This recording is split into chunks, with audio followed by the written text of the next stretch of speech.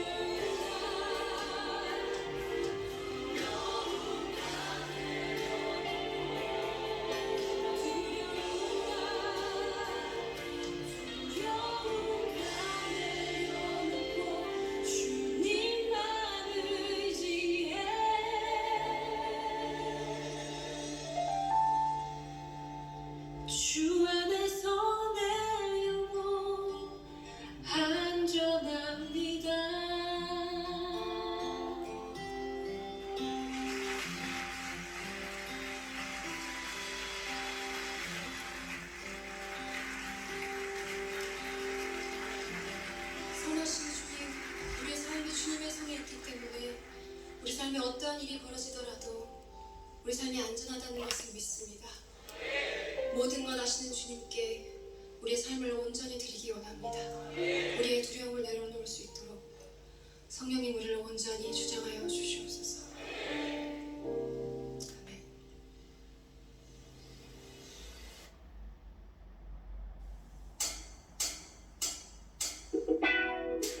여러분, 온 열방이 주님 예배하는 그날 꿈꾸시고 기대하시죠? 우리 만국 공연 모임 할렐루야로 노래하겠습니다. 할레 할렐루 할레 할렐루 할레 할렐루야. 같이 해보실까요? 할레 할렐루 할레 할렐루 할레 할렐루야. 한 번 더 할레 할레 할렐루 할레 할렐루 할레 할렐루야.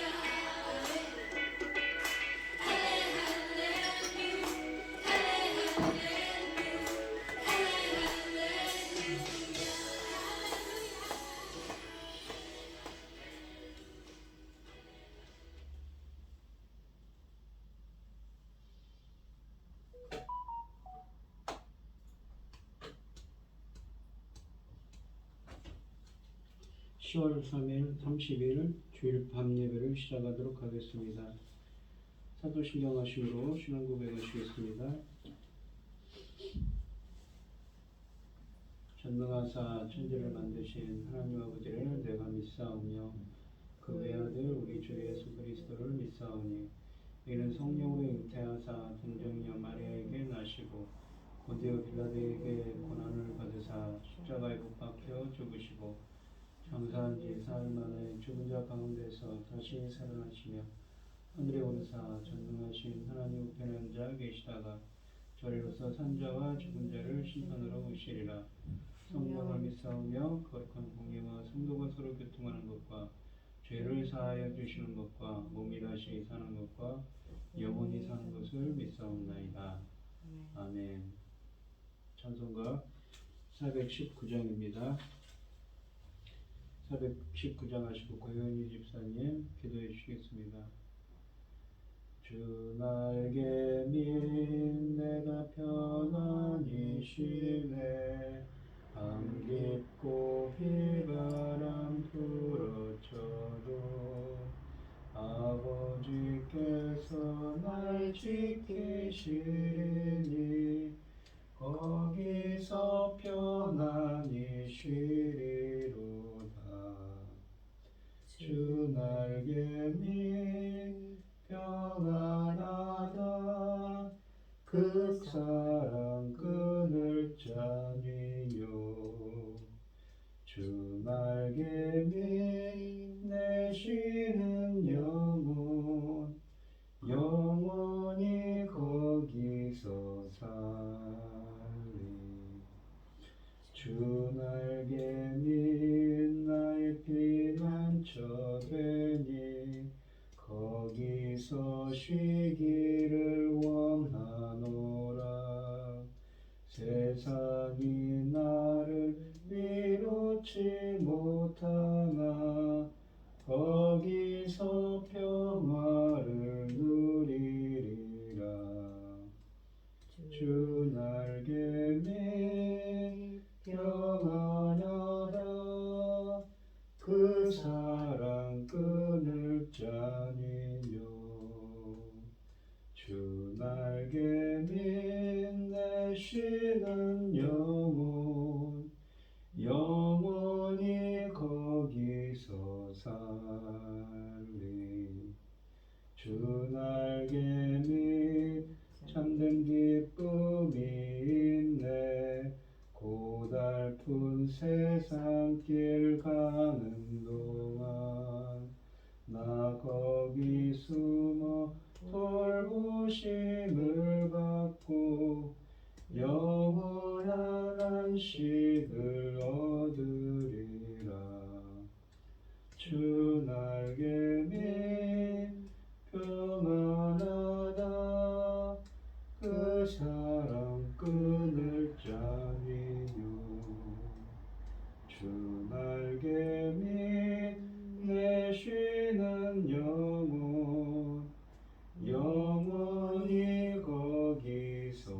아멘. 온 땅이여 여호와께 즐거운 찬송을 부를지어다. 기쁨으로 여호와를 섬기며 노래하면서 그 앞에 나아갈지어다. 여호와가 우리 하나님이신 줄 너희는 알지어다. 그는 우리를 지으신 이요 우리는 그의 것이니 그의 백성이요 그의 가르치시는 양이로다. 아멘. 감사함으로 그의 문에 들어가며 찬송함으로 그 궁정에 들어가서 그에게 감사하고 그 이름을 송축할지어다. 아멘. 여호와는 선하시니 그의 인자하심이 영원하고 그의 성실하심이 대대에 이르리로다. 주님의 귀한 말씀은 내 발의 빛이요 내 목마른 사막길에서 샘물과 같도다. 굶주린 나의 영혼을 만나로 먹이고 내 갈 길을 비추니 그 말씀 귀하다. 하늘의 깊은 지혜를 깨닫게 하시고 주 말씀 밝게 알도록 늘 도와주소서. 아멘. 천지를 지으신 전능하신 하나님 아버지, 어리석고 보잘것없는 저희를 자녀 삼으시고 아버지의 사랑 가운데 살게 하심을 감사드립니다. 온갖 일로 어지럽고 복잡한 이 세상에서 이 시간 하나님께 예배드릴 수 있도록 인도하시니 감사합니다. 하나님 아버지, 지금은 주님 십자가의 죽으심으로 맺혀질 열매를 거두는 중대한 시대입니다. 이 중대한 시대에 저희 나라를 제사장 나라로 세우셨으니 이 천금 같은 귀한 사명 감당하고 아버지 앞에 갈 수 있도록 도와주시옵소서. 이 시간 사랑하는 종이 열매 거둘 말씀을 들고 단에 섰습니다. 아버지 하나님 감사합니다. 이 중요한 때에 열매 거둘 말씀을 열어주시니 참으로 감사드립니다. 이 열매 거둘 말씀으로 말미암아 하나님의 받으실 기뻐 받으실 그릇이 되신 분들이 넉넉히 나올 수 있도록 도와주시옵소서. 전능하신 하나님 아버지, 이 나라를 지켜주시옵소서. 아버지 하나님, 온갖 복잡한 일들이 많고 어려운 일들 많지만 그 중에서도 아버지 저 북한이 우리 남한을 아버지 늘 노리고 미사일을 아버지 쏘아대고 있지 않습니까? 아버지 하나님 지켜주시옵소서. 하나님이 지켜주셔야지 온전한 나라가 될 수 있습니다. 아버지 전능하신 하나님 아버지, 이 중대한 때에 맡겨주신 사명 감당하고 아버지 앞에 갈 수 있도록 도와주시옵기를 간절히 소원하고, 이 모든 말씀 억만 죄악 가운데서 우리를 구원하여 주신 예수 그리스도의 이름으로 기도드리옵나이다. 아멘. 오늘 함께 하실 하나님의 말씀은 고린도전서 7장 1절로 16절입니다. 고린도전서 7장 1절로 16절입니다. 교독을 하도록 하겠습니다. 제가 먼저 읽겠습니다. 너희가 쓴 문제에 대하여 말하면 남자가 여자를 가까이 아니함이 좋으나 운명을 피하기 위하여 남자마다 자기 아내를 두고 여자마다 자기 남편을 두라. 남편은 그 아내에 대한 의무를 다하고 아내도 그 남편에게 그렇게 할지라. 아내는 자기 몸을 주장하지 못하고 오직 남편이 하면 남편도 그와 같이 자기 몸을 주장하지 못하고 오직 그 아내가 하나니. 서로 분방하지 말라. 다만 기도할 틈을 얻기 위하여 합의상 얼마 동안은 하되 다시 합하라. 이는 너희가 절제 못함으로 말미암아 사탄이 너희를 시험하지 못하게 하려 함이라. 그러나 내가 이 말을 함은 허락이요 명령은 아니니라. 나는 모든 사람이 나와 같기를 원하노라. 그러나 각각 하나님께 받은 자기의 은사가 있으니 이 사람은 이러하고 저 사람은 저러하니라. 내가 결혼하지 아니한 자들과 과부들에게 이르노니 나와 같이 그냥 지내는 것이 좋으니라.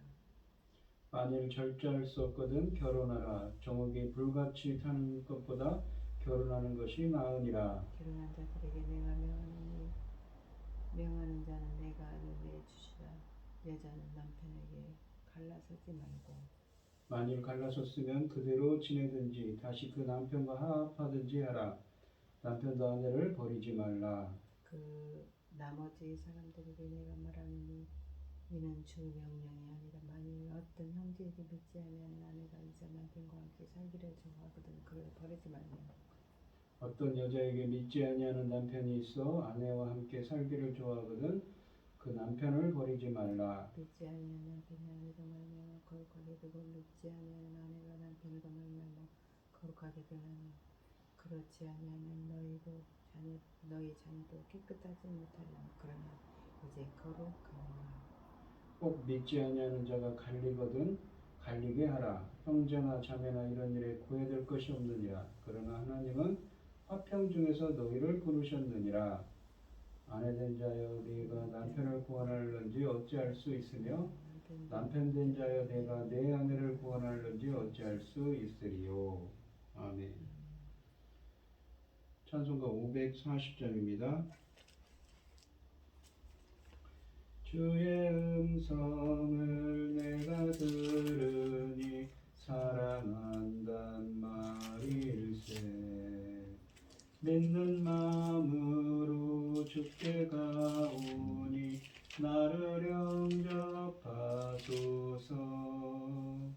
내가 매일 십자가 앞에 더 가까이 가오니 구세주의 흘린 보배 피로써 나를 정케 하소서.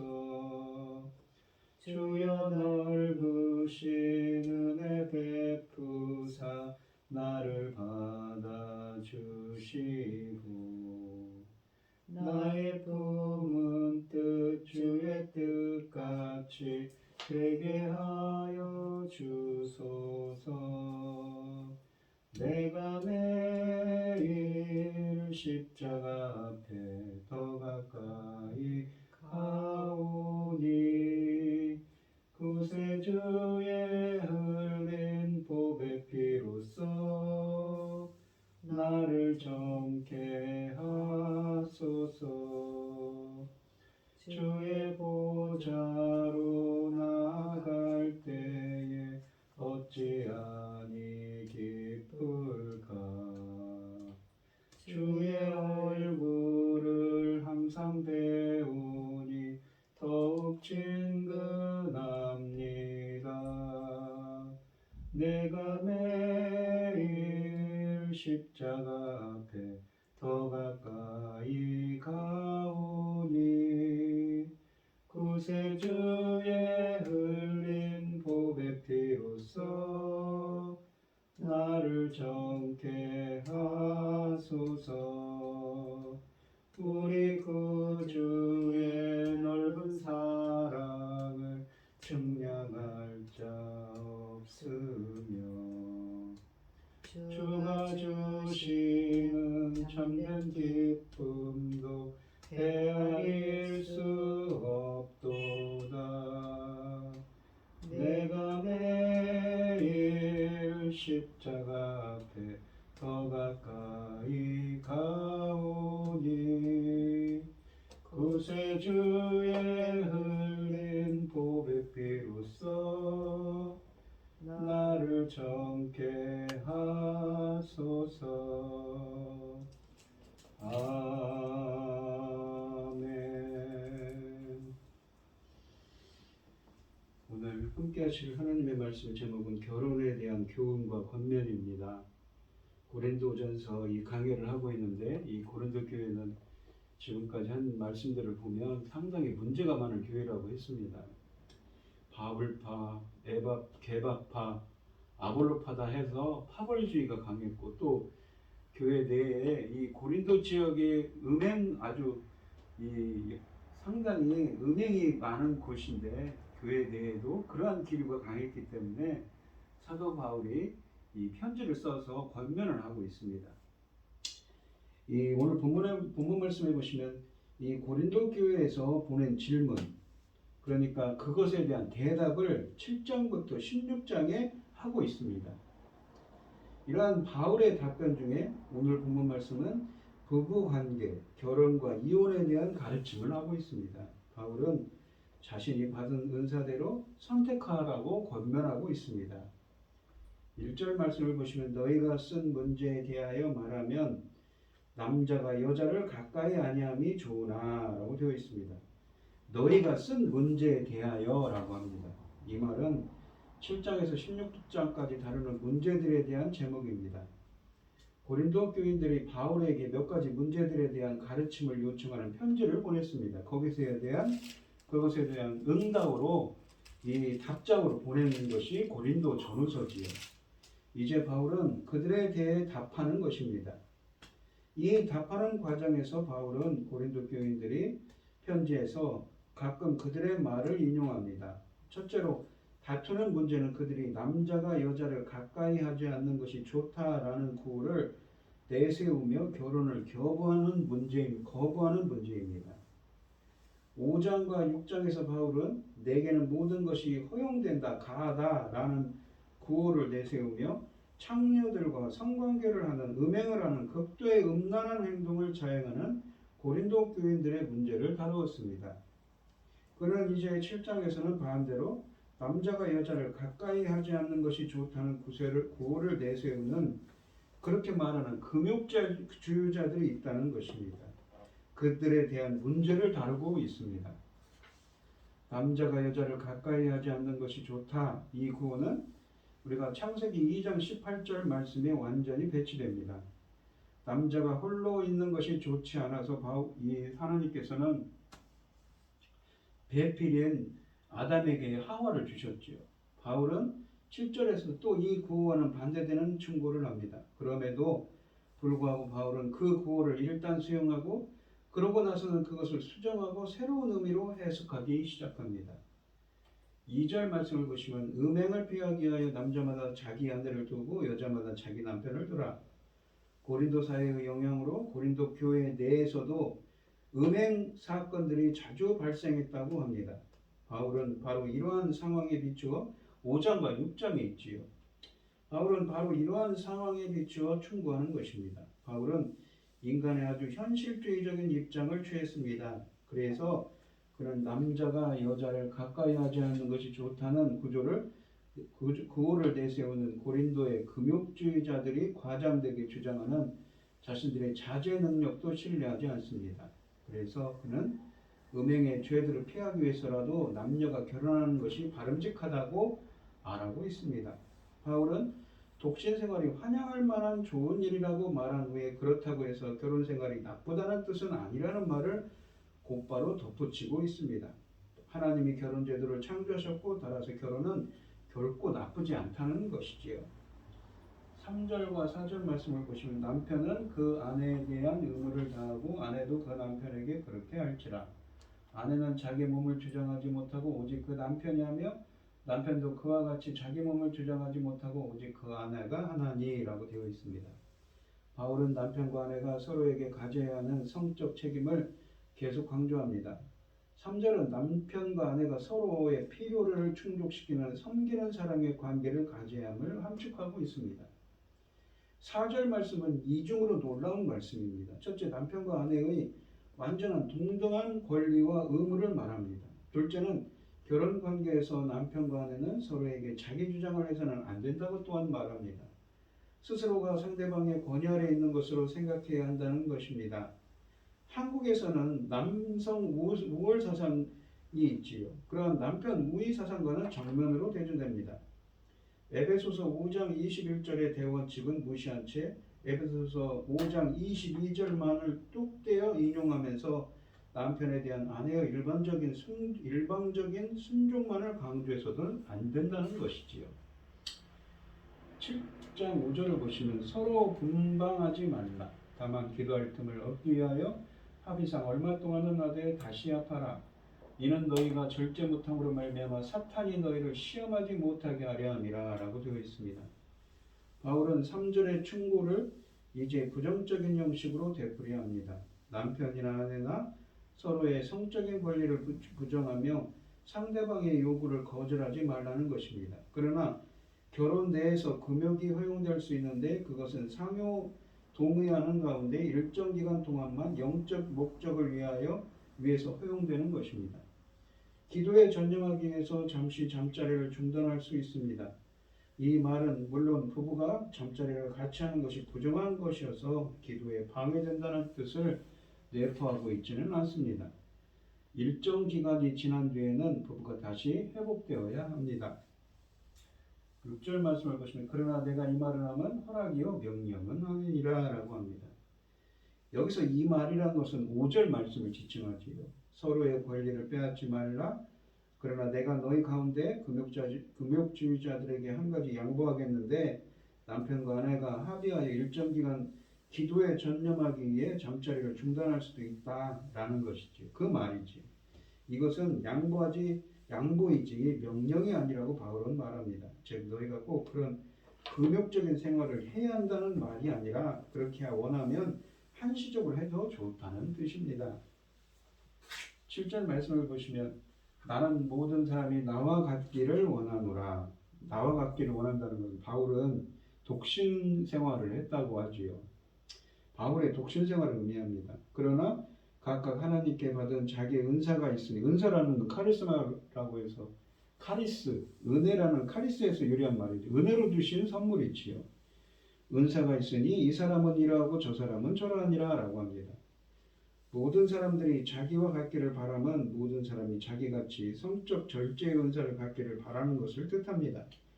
바울은 모두가 이 은사를 가져서 전심으로 주를 섬기기를 바란다고 말합니다. 그러나 바울은 실제로는 사람마다 하나님으로부터 각기 다른 은사를 받았음을 합니다.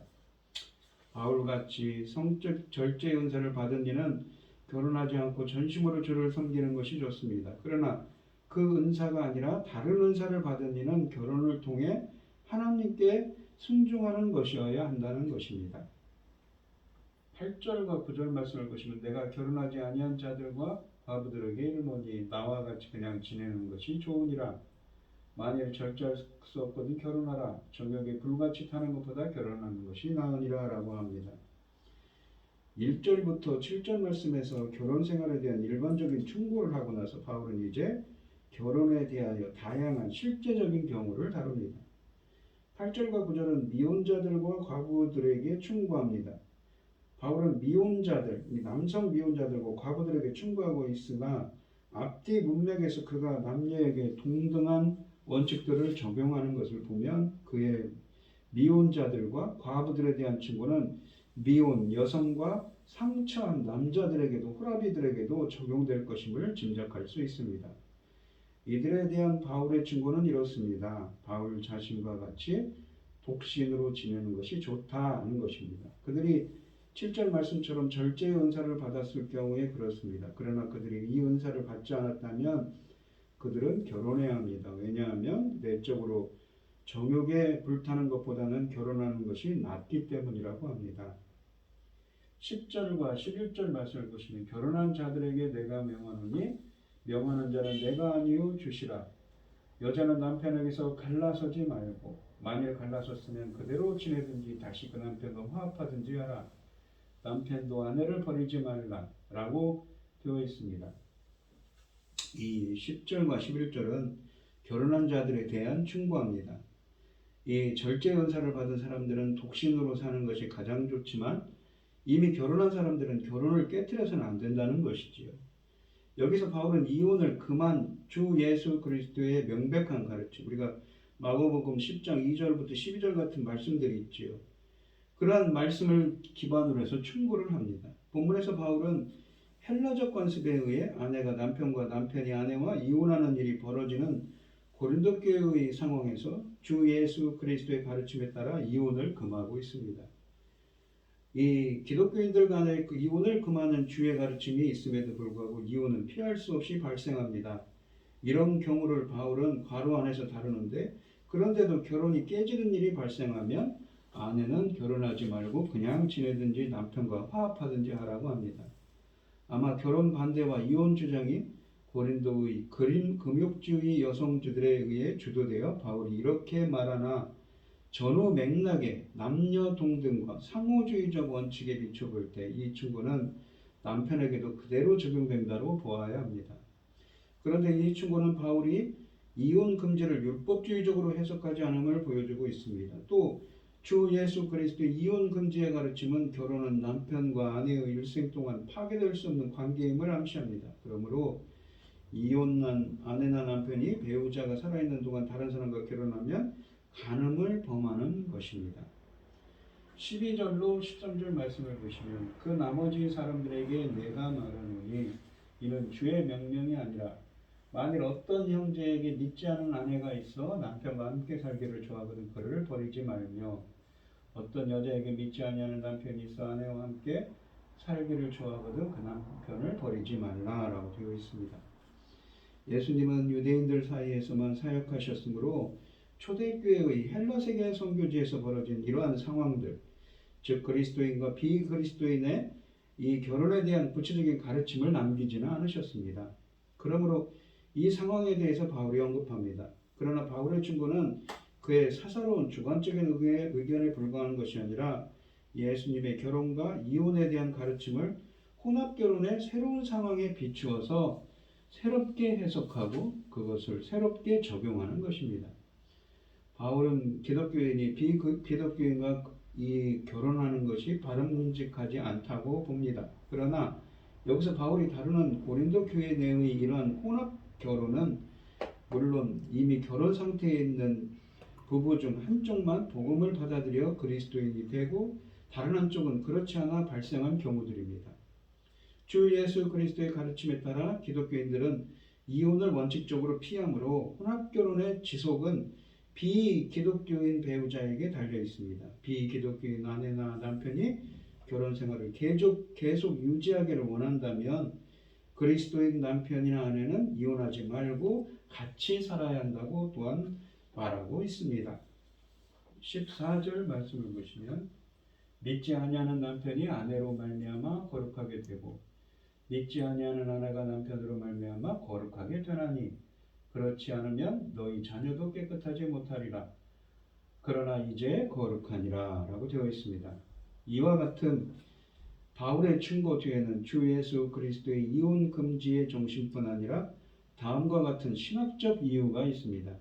즉 어쩌면 고린도의 영적 기독교인들이 가지고 있었을지도 모르는 오해와는 반대로 결혼 생활의 한 이 상대자가 기독교인이 아니라고 해서 그 결혼이 부정한 것이 아니라 도리어 비기독교인 배우자가 기독교인 배우자와 같이 결혼으로 연합되어 살아감으로써 간접적으로 그리스도의 주권의 영역에 가까워져 도리어 거룩하게 되는 것입니다. 이게 전도를 말하는 거죠. 여기서 이 비기독교인 배우자가 기독교인 배우자에 의해 거룩하게 된다는 말이 무슨 뜻일까요? 고린도전서 1장 30절과 6장 11절에 의하면 거룩함이다 라는 말은 믿음으로 그리스도 안에서 얻은 하나님과의 올바른 관계성, 창조주와 피조물 간의 관계성을 두고 말하는 것으로 성령의 인도함에 따라 하나님을 섬기는 삶의 의무를 내포합니다. 바울은 혼합결혼의 비그리스도인 배우자가 기독교인 배우자에 의해 거룩해진다고 할 때 물론 이런 풍부한 의미로 구원받음과 동의어로 말하는 것은 아닙니다. 그는 다만 혼합결혼은 거룩하지 못한 비기독교인 배우자에 의해 더럽혀지는 것이라는 오해에 맞서 도리어 기독교인의 거룩한 삶에 의해 비기독교인 배우자가 영향을 받아 그리스도의 주권을 느끼게 되고 창조주 하나님을 의식하여 우리가 그에게 속한 피조물임을 의식하게 된다는 것입니다. 그것은 기독교인 안에 계시는 성령이 세상의 영보다 더 막강하기 때문입니다. 그리고 그리스도 안에 있는 하나님의 은혜의 역사가 이 세상의 죄악의 역사보다 더 크기 때문이지요. 바로 이 진리에 근거하여 하나님의 영, 성령으로 죄인들을 회개시키고 이 병자들을 치유하며 부정한 자들을 깨끗하게 하신 예수께서 부정한 죄인들과 식탁 교제를 하고 문둥병자들을 만져 치유하시는 것입니다. 유대교는 부정한 것을 접촉하면 부정하다는 원칙을 강조합니다. 그런데 예수께서는 바로 그 원칙을 뒤집어 하나님 나라의 놀라운 원칙, 즉 부정한 자들이 예수 자신의 거룩성에 접촉하여 정하고 거룩하게 정결해지고 거룩하게 된다는 원칙을 천명하고 실행하신 것입니다. 원래 바리새인이었던 바울도 이 진리를 터득하고 예수의 모범을 따라 부정한 이방인들을 하나님 나라의 거룩한 백성이 되게 하는 사도직을 감당하고 있는 것이지요. 바울은 여기서 이 원칙을 혼합결혼 상태의 불신자 배우자들에게도 적용하고 있는 것입니다. 당시의 이 헬라 세계의 비기독교인 배우자들이란 오늘날 세속화된 사회의 불신자 배우자들과는 좀 다릅니다. 이방의 신전들에 가서 그들은 이방신들에게 제사하는 등 적극적인 우상 숭배를 하는 사람들입니다. 바울은 기독교인 배우자 안에 거하시는 성령이 이 불신자 배우자가 숭배하는 우상을 통해 힘을 발휘하는 귀신들보다 훨씬 더 막강하다는 사실을 확신하고 있는 것이지요. 15, 16절 말씀을 보시면 꼭 믿지 않는 자가 갈리거든 갈리게 하라. 형제나 자매나 이런 일에 구애될 것이 없느니라. 그러나 하나님은 화평 중에서 너희를 부르셨느니라. 아내 된 자여 내 남편을 구원하는지 어찌 알 수 있으며 남편 된 자여 내가 내 아내를 구원하는지 어찌 알 수 있으리요. 이 본문을 보시면 그냥 혹 만약에 갈리게 되면, 그러니까는 이혼을 하게 되면, 그러니까 기독교인과 비기독교인이 결혼해 있는 상태인데 혹시 그들이 이혼하게 되면 그냥 이혼하라고 합니다. 우리가 15절 이 상반절에 보면 비기독교인 배우자가 갈라서기를 원하면 기독교인 배우자는 그로 하여금 갈라서게 해야 한다고 합니다. 이런 경우에는 기독교인 형제나 자매는 결혼관계를 기계적으로 지탱해야 할 의무가 없습니다. 여기서 우리는 바울이 예수님의 이혼 금지 가르침을 율법적이고 기계적으로 적용한 것이 아니라 전혀 새로운 상황에서 새롭게 적용하고 있음을 발견합니다.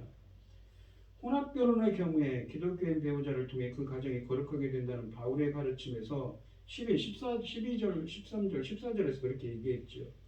우리는 바울이 그리스도의 복음으로 얼마나 유대 율법주의를 극복하고 긍정적인 자세를 갖추게 되었는가를 살펴봤습니다. 2절에서는 이 15, 16절에서는 바울이 이 예수님의 이혼 금지 가르침도 모든 상황과 관계없이 불변의 철칙으로 지켜야 하는 것, 즉 율법주의적인 것으로 인식하지 않음을 알게 합니다. 그래서 15절 하반절과 16절을 보시면 남녀가 사랑과 조화 속에 사는 것이 하나님의 뜻입니다. 그러나 비기독교인 배우자가 이혼을 요구하는데 기독교인 배우자가 이혼에 동의하지 않으면 그들은 계속 싸울 것입니다. 그러나 하나님은 우리 기독교인들을 평화 속으로 부르셔서 평화를 누리도록 하셨습니다. 그러므로 이런 경우는 이혼에 동의하여 평화를 얻는 것이 낫다고 합니다.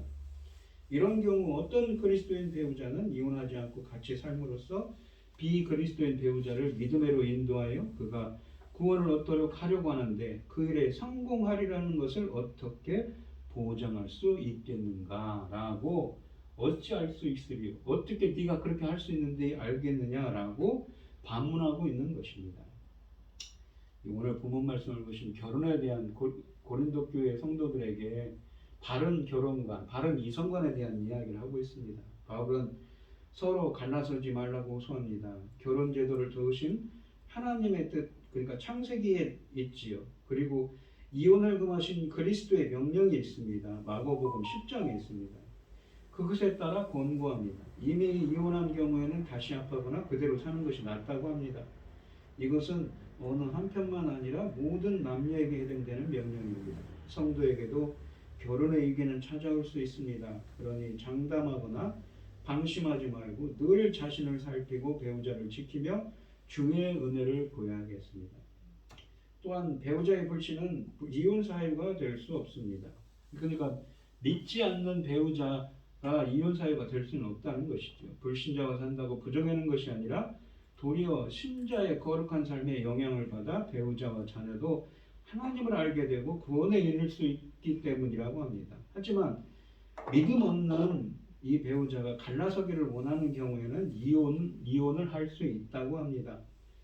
맹목적인 이혼 금지가 이혼보다 배우자와 자녀의 삶에 더 큰 해악을 끼칠 수 있기 때문이라는 것이지요.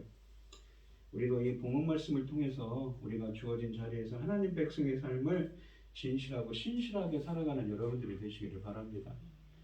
이 바울이 이 고린도 교회에 보낸 편지들을 읽어보면 참 고린도 교회가 문제가 많았던 것입니다. 파벌주의도 강하고 윤리적으로도 문제가 많아서 이렇게 결혼관에 대한 이성관에 대한 이야기를 하고 있습니다. 우리가 사는 삶도 정말 어떤 삶이 되어야겠습니까? 하나님 백성으로 다운 삶을 살아야겠지요.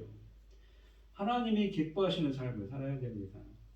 우리도 신실한 삶, 하나님이 기뻐하시는 삶을 살아가는 여러분들이 되시기를 축원드리겠습니다. 기도하겠습니다. 하나님 아버지 감사합니다. 저희들도 고린도 교회 성도들에게 보내는 바울의 편지처럼 하나님을 기뻐하시는 삶, 신실한 하나님 나라의 백성다운 삶을 살 수 있도록 역사하여 주시옵소서. 이 모든 말씀 거룩하신 예수님 이름으로 기도합니다. 아멘. 찬송가 539장을 하시고 축도하심으로 오늘의 예배를 마치겠습니다.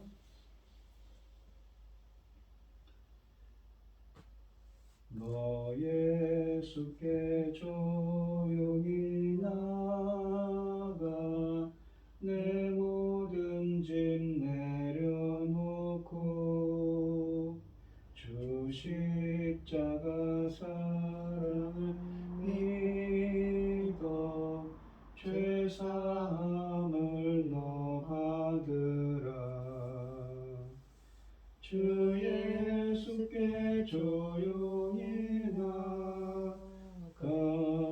내 마음을 쏟아놓으라.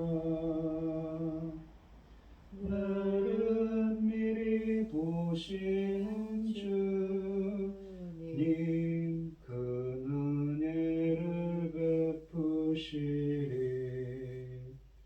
너 예수의 은혜를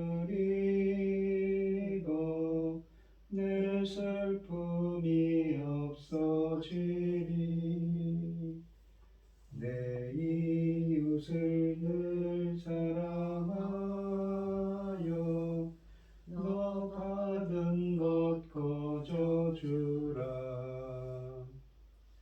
주 예수께 조용히 나가 내 마음을 쏟아놓으라.